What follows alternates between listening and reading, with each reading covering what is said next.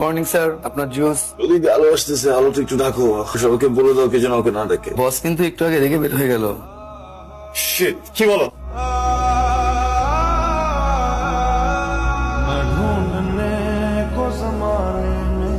Fast চালাও না please. আপনি গাড়িতে থাকলে গাড়ি সাবধানে চালাতে বলছে, সরিষ রাখতে বলছে। আচ্ছা, আমি যদি তোমাকে 100cc পার আওয়ার একটা থাপ্পড় দেই তাহলে কি গাড়িটা একটু জোরে চলতে পারে? জি ভাইয়া, বাড়াচ্ছে। কি হলো, গাড়ি থামালো কেন? গাড়িতে তো তেল নেই। তোমরা ম্যাচ দেখছিলা না, এই জন্য তেলটা ভরতে ভুলে গেছো। আচ্ছা তাহলে আমি একটা কাজ করি, আমি আমার মতো অফিসে চলে যাচ্ছি, তুমি 2টা খুলনার টিকিট কেটে রেখো। হ্যাঁ, কেন ভাইয়া, আপনি কি খুলনা যাচ্ছেন? আমি অফিসে যাবো, তোমরা আজকে চাকরিতে রিজাইন দিয়ে খুলনা যাবো। जब वफा निकला मैं ढूंढने को ज़माने। কোনো কোনো মানুষের 2টা-3টা করে গাড়ি, আর কেউ কেউ বাসে একটা সিট পর্যন্ত পাচ্ছে না। একদম ঠিক। আপনি ব্যাপারটা বুঝতে পেরেছেন।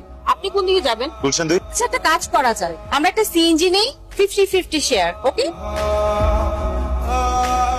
আপনি কি করেন? মানে কিছু করেন নাকি আমার মতো চাকরি খুঁজছেন? চাকরি করছি। আবার এটা বলবেন না যে আমি যেখানে ইন্টারভিউ দিতে যাচ্ছি আপনি সেখানে ইন্টারভিউ দিতে যাচ্ছেন। কোথায় দিতে যাচ্ছেন? ইনসাইটে। আমি ইনসাইডেই যাচ্ছি। I need to make a call. আমি সেন্টিতে থামাই।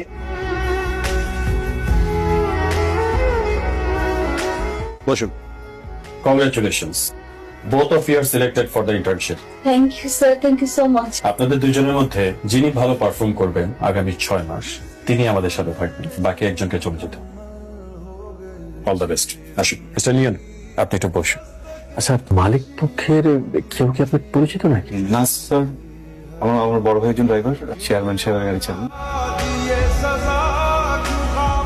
কি ব্যাপার, বসে আছেন কেন? বসে থাকার জন্য আপনাকে ইন্টার্নশিপ করতে দেওয়া হয়েছে। কাজে যান, মনোযোগ দিয়ে কাজ করবেন। যান, সরি। যান কাজে যান।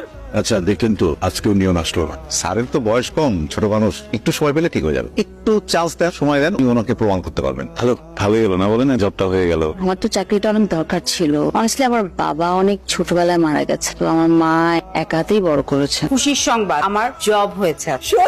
আলহামদুলিল্লাহ মা, আমি খুব খুশি হয়েছি। তুমি তো আজকাল অফিসে যাচ্ছ না, ইম্পর্টেন্ট মিটিং গুলোতে থাকছো না।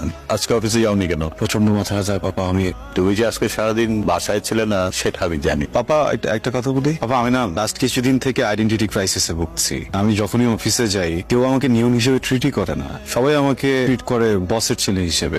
আমি ঢুকতেই সবাই কেমন যেন ব্যস্ত হয়ে পড়ে, যেদিকে যাই প্রয়োজনে অপ্রয়োজনে সবাই সালাম দিতে থাকে। এই জিনিসগুলো না আমি নিতে পারছি না। আমি চাচ্ছি যে একটা ছোট অফিস, একটা ছোট চাকরি, নিজের যতটুকু মেধা আছে, যতটুকু স্ট্রাগল করা যায় করে আমি না একটা পজিশন ক্রিয়েট করতে চাই যেখানে মানুষ আমাকে প্রায়োরিটি দিবে, নিয়ম হিসেবে আমাকে ট্রিট করবে। আসলে সমস্যাটা কিন্তু আইডেন্টিটি না, তোমার যোগ্যতা থাকতে হবে। কালকে থেকে 10 to 6 অফিস করবো। এখানে থাকলে আমার অর্ডারে সবকিছু হবে, মনে থাকে জানো। मैं दिल जिसे Likey